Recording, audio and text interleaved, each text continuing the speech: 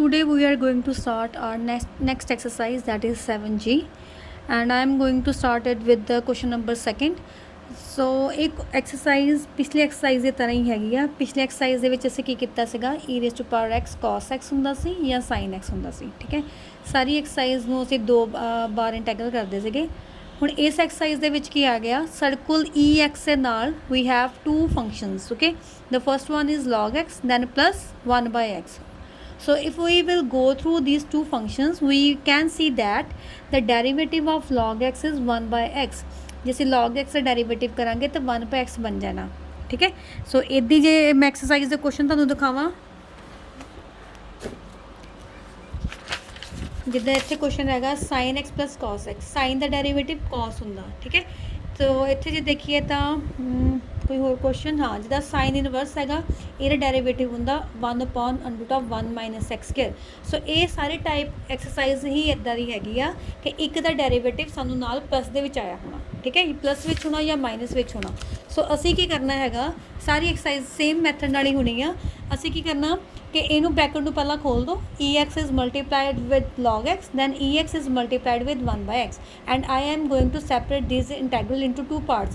This is the first part, ex log x, and the second one is ex 1/x dx. Okay, so now we can see that the derivative of log x is present. The derivative of log x ਕਿੰਨਾ ਹੋਣਾ, 1/x ਹੋਏਗਾ। ਠੀਕ ਹੈ, ਸੋ ਇਹਦਾ ਮਤਲਬ ਜਿਹੜਾ derivative present ਹੋਣਾ ਅਸੀਂ ਉਹਨੂੰ ਹੀ ਇੰਟੈਗਰਲ ਨੂੰ ਸੋਲਵ ਕਰਨਾ, ਕਿਸ ਮੈਥਡ ਨਾਲ, ਇੰਟੈਗਰੇਸ਼ਨ ਬਾਈ ਪਾਰਟਸ ਨਾਲ। ਠੀਕ ਹੈ, ਸੋ ਅਸੀਂ ਇਹਨੂੰ ਓਪਨ ਕਰਾਂਗੇ, ਇਹਨੂੰ ਅਸੀਂ ਐਜ਼ ਇਟ ਇਜ਼ ਰਹਿਣ ਦੇਣਾ। ਸੋ ex log x ਦਾ ਡੈਰੀਵੇਟਿਵ, log x ਹੋਏਗਾ ਫਸਟ ਫੰਕਸ਼ਨ, e⁻x ਹੋਏਗਾ ਸੈਕਿੰਡ ਫੰਕਸ਼ਨ, ਅਤੇ ਫਾਰਮੂਲਾ ਕੀ ਕਹਿੰਦਾ ਹੁੰਦਾ, log x ਬਾਰ ਸੈਕਿੰਡ ਦਾ ਇੰਟੈਗਰਲ ਮਾਈਨਸ ਫਸਟ ਦਾ ਡੈਰੀਵੇਟਿਵ, ਸੈਕਿੰਡ ਦਾ ਇੰਟੈਗਰਲ, ਫਿਰ ਅਸੀਂ ਇਸ ਹੋਲ ਦਾ ਇੰਟੈਗਰਲ ਕਰਨਾ। ਆਹ ਵਾਲਾ number as it is, ex 1/x dx as it is. So log x is outside the integral. The integral of e⁻x is e⁻x. Then the derivative of log x is 1/x. Integral of e⁻x is e⁻x. So you can see that this integral and this integral is same, ex 1/x, ex 1/x, but the sign here is negative, here sign is positive, so these both got cancelled. So therefore we will get log x e⁻x plus c is constant of integration. So the question is done here, the question is finished. Okay, so the next question is fourth question, I is equal to e⁻x tan x plus 1 into secant x dx. So first of all I will multiply this secant x with tan x and 1, so this bracket will goes as e⁻x as it is, tan x into secant x, tan x into secant x plus 1 into secant x, secant x. Okay, now you can see that the integral derivative of secant x ਦਾ derivative ਕੀ ਹੁੰਦਾ, tan x into secant x। ਠੀਕ ਹੈ, ਸੋ ਇਹਦਾ ਮਤਲਬ ਮੈਂ ਇਹਨੂੰ open ਕਰੂੰਗੀ, ਇਹਨੂੰ ਐਜ਼ ਇਟ ਇਜ਼ ਰਹਿਣ ਦੇਣਾ। ਪਰ ਸਭ ਤੋਂ ਪਹਿਲਾਂ ਤਾਂ ਅਸੀਂ ਇੰਟੈਗਰਲ ਦੇ 2 ਪਾਰਟਸ ਬਣਾ ਲੈਣੇ ਆ। ਸੋ ex tan x secant x ਇੱਕ ਪਾਰਟ ਹੋ ਗਿਆ, ex secant x ਦੂਸਰਾ ਪਾਰਟ ਹੋ ਗਿਆ। ਅਤੇ ਆਈਲੈਟ ਵਾਲੇ ਮੈਥਡ ਦੇ ਅਕੋਰਡਿੰਗ ਟ੍ਰਿਗਨੋਮੈਟਰੀ e ਤੋਂ ਪਹਿਲਾਂ ਆਉਂਦਾ, ਸੋ secant x ਸਾਡਾ ਹੋਏਗਾ ਫਸਟ ਫੰਕਸ਼ਨ, e⁻x ਸਾਡਾ ਹੋਏਗਾ ਸੈਕਿੰਡ ਫੰਕਸ਼ਨ। ਸੋ ਆ ਐਜ਼ ਇਟ ਇਜ਼, ਇੱਥੇ ਅਸੀਂ secant x ਨੂੰ ਬਾਹਰ ਕਰ ਲਿਆ, integral of e⁻x minus derivative of secant x e⁻x, ਅਤੇ ਆਪਾਂ ਪੂਰੇ ਦਾ ਇੰਟੈਗਰਲ ਕਰ ਦੇਣਾ। ਸੋ secant x e⁻x ਦਾ ਇੰਟੈਗਰਲ e⁻x, ਆਹ ਨੰਬਰ ਐਜ਼ ਇਟ ਇਜ਼ ਚੱਲੀ ਜਾਣਾ, ਇਸ ਲਈ ਮੈਨੂੰ ਇੱਦਾਂ ਲਿਖ ਦਿੱਤਾ ਹੋਇਆ। ਇੱਥੇ ਹੁਣ secant x ਦਾ ਡੈਰੀਵੇਟਿਵ ਕਿੰਨਾ ਹੁੰਦਾ, ਉਹ ਹੁੰਦਾ secant x into tan x, e⁻x ਦਾ ਡੈਰੀਵੇਟਿਵ ਹੁੰਦਾ e⁻x। ਇਹ ਪੂਰਾ ਇੰਟੈਗਰਲ ਇਸ ਪੂਰੇ ਇੰਟੈਗਰਲ ਨਾਲ ਖਤਮ। ਸੋ ਮੇਰੇ ਕੋਲ ਆਨਸਰ ਆ ਗਿਆ secant x into e⁻x plus c। ਠੀਕ ਹੈ, ਇਹ ਸਾਰੀ ਐਕਸਰਸਾਈਜ਼ ਦੇ ਵਿੱਚ ਇੱਕ ਪੂਰਾ ਇੰਟੈਗਰਲ ਪੂਰੇ ਇੰਟੈਗਰਲ ਨਾਲ ਕੈਂਸਲ ਹੋਣਾ ਹੀ ਹੈਗਾ। ਸੋ ਤੁਸੀਂ ਐਟ ਏ ਟਾਈਮ ਸਿਰਫ ਇੱਕ ਨੂੰ ਖੋਲ੍ਹਣਾ ਹੈਗਾ, ਇੱਕ ਇੰਟੈਗਰਲ ਨੂੰ, ਉਹ ਵੀ ਕਿਹਨੂੰ, ਜਿਹੜਾ ਡੈਰੀਵੇਟਿਵ ਪ੍ਰੈਜ਼ੈਂਟ ਹੋਏਗਾ। ਦੋਨੇ ਖੋਲੂਗੇ ਤੁਹਾਡਾ ਕੁਐਸਚਨ ਕਦੀ ਖਤਮ ਨਹੀਂ ਹੋਣਾ। ਸੋ ਇੱਥੇ ਹੈਗਾ ਹੁਣ ex tan x plus log of secant x। ex ਨੂੰ ਨਹੀਂ ਕੁਛ ਵੀ ਕਰਨਾ, tan ਦਾ ਡੈਰੀਵੇਟਿਵ ਹੁੰਦਾ secant ਸਕੁਅਰ, ਅਤੇ ਇੱਥੇ ਕਿਤੇ ਵੀ secant ਸਕੁਅਰ ਨਹੀਂ ਹੈਗਾ। ਇਹਦਾ ਮਤਲਬ ਮੈਂ ਇਸ ਵਾਲੇ ਇੰਟੈਗਰਲ ਨੂੰ ਨਹੀਂ ਸੋਲਵ ਕਰਨਾ। ਸੋ ਸਭ ਤੋਂ ਪਹਿਲਾਂ ਤਾਂ ਅਸੀਂ 2 ਪਾਰਟਸ ਬਣਾ ਲਏ, e⁻x tan x first part, e⁻x log secant x second part. ਇਹਨੂੰ ਕੁਛ ਨਹੀਂ ਕਰਨਾ, ਹੁਣ ਅਸੀਂ ਇਹਨੂੰ ਫਸਟ ਫੰਕਸ਼ਨ ਮੰਨ ਲਾਂਗੇ, ਇਹਨੂੰ ਅਸੀਂ ਸੈਕਿੰਡ ਫੰਕਸ਼ਨ ਮੰਨ ਲਾਂਗੇ, ਇਹਨੂੰ ਐਜ਼ ਇਟ ਇਜ਼ ਹੀ ਰਹਿਣ ਦਿੱਤਾ। So log of secant x as it is, integral of e⁻x dx minus derivative of log secant x e⁻x dx। ਠੀਕ ਹੈ, ਸੋ ਆ ਵੀ ਨੰਬਰ ਐਜ਼ ਇਟ ਇਜ਼, ਇਹ ਵੀ number as it is. So ਇੱਥੇ log ਦਾ derivative ਕਿੱਦਾਂ ਕਰਦੇ ਹੁੰਦੇ ਆ ਕਿ ਜੋ ਵੀ secant x ਹੋਏਗਾ ਉਹ ਬਟੇ 'ਚ ਆ ਜਾਣਾ, जो भी मतलब log ਦਾ ਐਂਗਲ ਹੋਏਗਾ। ਸੋ secant x ਬਟੇ ਵਿੱਚ ਆ ਗਿਆ ਤੇ secant x ਦਾ ਡੈਰੀਵੇਟਿਵ ਕੀ ਹੁੰਦਾ, ਉਹ ਹੁੰਦਾ secant x into tan x। secant x ਨਾਲ secant x ਕੈਂਸਲ, ਸੋ ਮੇਰੇ ਕੋਲ ਇੰਟੈਗਰਲ ਆ ਗਿਆ tan x into ex। we have the same integral on the first position of the right hand side, so ex tan x is cancelled with ex tan x and we have left with log of secant x e raised to power x plus c। c is the constant of integration, ठीक है। So next question is question number 11, integral of e raised to power x sin inverse plus 1 upon under root of 1 minus x square dx। So naturally सानू पता ही है इत्थे कि sin inverse का derivative present हैगा। सो सब तो पहला तो ये दो हिस्से बना दिते, e raised to power x sin inverse x plus e raised to power x under root of 1 minus x square dx। मतलब e raised to power x नू असी sin इनवर्स x नाल मल्टीप्लाई करता, फिर e raised to power x नू असी दूसरे number नाल मल्टीप्लाई करता, ठीक है। सो इत्थे सानू पता ही है आइलेट ते आइलेट फार्मूले दे अकॉर्डिंग इनवर्स फंक्शन साडा पहला फंक्शन होना। सो साइन इनवर्स एक्स साडा पहला फंक्शन हो गया, ये बाहर आ गया। इंटैग्रल ऑफ सैकेंड ई दी पावर एक्स का इंटैग्रल वो ई दी पावर एक्स ही हुंदा। सो पहले दा आपां डेरिवेटिव करदे हुंदे आ, so derivative of sine inverse x, second दा इंटैग्रल ते इत्थे होर इस तो बाद साडे कोल की आना सीगा, पूरे दा इंटैग्रल आना सी। सो साइन इनवर्स एक्स का डेरिवेटिव कितना हो गया, वो हुंदा 1 upon under root of 1 minus x square, ई दी पावर एक्स का हुंदा ई दी पावर एक्स ते आ नंबर एज इट इज़ जिहड़ा असीं सैकेंड ले छड्डिया सी। सेम इंटैग्रल इत्थे हैगा, सेम इंटैग्रल इत्थे, ये नैगेटिव है प्लस है, दोनों कैंसल हो गए। सो साडे कोल आंसर कितना आ गया, साइन इनवर्स एक्स ई दी पावर एक्स प्लस सी, ठीक है। ਹੁਣ ਨੈਕਸਟ ਕੁਐਸਚਨ ਹੈਗਾ 14th, ਇਹ ਹੁਣ ਡਿਫਰੈਂਟ ਟਾਈਪ ਹੈਗੀ ਥੋੜੀ ਜੀ। ਇਹਦੇ 11th 12th 13 14 ਆਈ ਥਿੰਕ ਇਹ ਸਾਰੇ ਕੁਐਸਚਨ ਸੇਮ ਤਰੀਕੇ ਨਾਲ ਕਰਨ ਵਾਲੇ ਆ, ਠੀਕ ਹੈ। ਇਸ ਤੋਂ ਅਗਲਾ ਕੁਐਸਚਨ ਵੀ ਥੋੜੇ ਸਾਰੇ ਡਿਫਰੈਂਟ ਟਾਈਪ ਦੇ ਹੀ ਹੈਗੇ ਆ। ਸੋ ਹੁਣ ਆਈ ਕੀ ਹੈਗਾ, i is e raised to power x 1 plus x upon 2 plus x the hole square dx। ਹੁਣ ਇੱਥੇ ਕੀ ਪ੍ਰੋਬਲਮ ਆ, ਪਿਛਲੇ ਕੁਐਸਚਨ ਦੇ ਵਿੱਚ ਟ੍ਰਿਗਨੋਮੈਟਰੀ ਸੀ, ਠੀਕ ਹੈ, ਤੇ ਜਾਂ ਇਨਵਰਸ ਫੰਕਸ਼ਨ ਸੀ, ਇੱਥੇ x ਵਿੱਚ ਕੁਐਸਚਨ ਆ ਗਿਆ ਨਾ।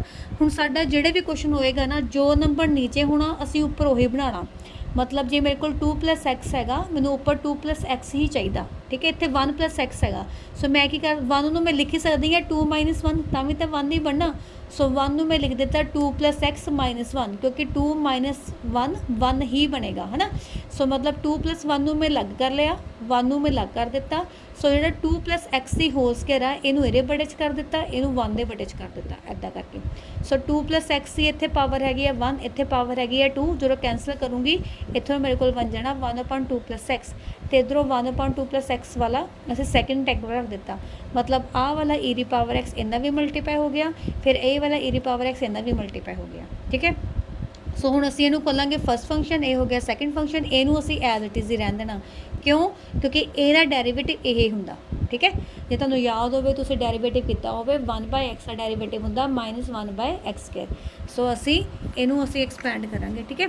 सो 1 upon 2 plus x बाहर कर लिया, e the power x as it is, जो बेसिक इंटैग्रेशन बाय पार्ट्स का फार्मूला, ठीक है। सो ਅਸੀਂ ਹੁਣ ਇਹਦਾ ਜਿਹੜਾ 1 upon 2 plus x हैगी आ, ਇਹਦੀ होल ब्रैकेट 1 हैगी ना, ਇਹਦਾ मतलब ਉੱਪਰ ਜਾ ਕੇ ਪਾਵਰ ਕਿੰਨੀ ਬਣ ਜਾਣੀ ਆ -1। ਸੋ ਅਸੀਂ ਡੈਰੀਵੇਟਿਵ ਕਰਨਾ ਹੈਗਾ 2 plus x ਦੀ ਪਾਵਰ -1 ਦਾ, ਨਾਲ ਅਸੀਂ ਕੀਤਾ ਸੈਕਿੰਡ ਇੰਟੈਗਰਲ ਤੇ ਹੋਲ ਇੰਟੈਗਰਲ ਬਾਅਦ ਵਿੱਚ, ਤੇ ਇਹ ਨੰਬਰ ਅਸੀਂ ਐਜ਼ ਇਟ ਇਜ਼ ਲਿਖ ਦਿੱਤਾ, ठीक है। सो इत्थों 1 upon 2 plus x e दी पावर x का इंटैग्रल e दी पावर x, ਇਹਦਾ ਡੈਰੀਵੇਟਿਵ ਕਿੰਨਾ ਹੋਣਾ, पावर ਅੱਗੇ ਆ ਗਈ ਤੇ ਪਾਵਰ ਇੱਕ ਘਟ ਜਾਂਦੀ ਆ, -1 ਕਿੰਨਾ ਹੁੰਦਾ -2, ਤੇ -2 ਨੀਚੇ ਆ ਕੇ 2 ਬਣ ਜਾਂਦਾ ਨਾ ਪਾਵਰ 'ਚ, मतलब। ਸੋ ਇਹੀ ਇੱਥੇ ਪਾਵਰ ਬਣ ਗਈ ਸੀ -2, ਇਹਦਾ मतलब ਇਹ ਬਣ ਗਿਆ 1 upon 2 plus x ਦੀ ਹੋਲ ਸਕੁਅਰ, ਨਾਲ ਆ ਗਿਆ ex। ਸੋ ਆ ਨੰਬਰ ਐਜ਼ ਇਟ ਇਜ਼ ਉਤਾਰ ਲਿਆ, ਮਾਈਨਸ ਕਿੰਨਾ ਹੋ ਗਿਆ प्लस। ਹੁਣ सेम नंबर इत्थे प्लस विच हैगा, सेम नंबर इत्थे माइनस हैगा, दोनों कैंसल। सो आ गया e दी power x 2 plus x plus c। सो साढ़े को इंटैग्रल करके आंसर आ गया होया, ठीक है। सो 17th क्वेश्चन हैगा i is equal to sine log x plus cos log x dx। हुण ये क्वेश्चन पिछले क्वेश्चन तो डिफरेंट किद्दां हो गया, क्योंकि इत्थे एक्सपोनेंशियल फंक्शन नहीं हैगा, ex नहीं हैगा। सो सब तो पहले तो असीं लॉग नूं खत्म करना, लॉग x नूं पुट करता t। सो लॉग दूसरे साइड जाके एक्सपोनेंशियल बन जाता। सो एक्स के बराबर हो गया e दी पावर टी दे, डी एक्स के बराबर हो गया e the power t d t. So i is equal to sine t plus cos t e the power t d T.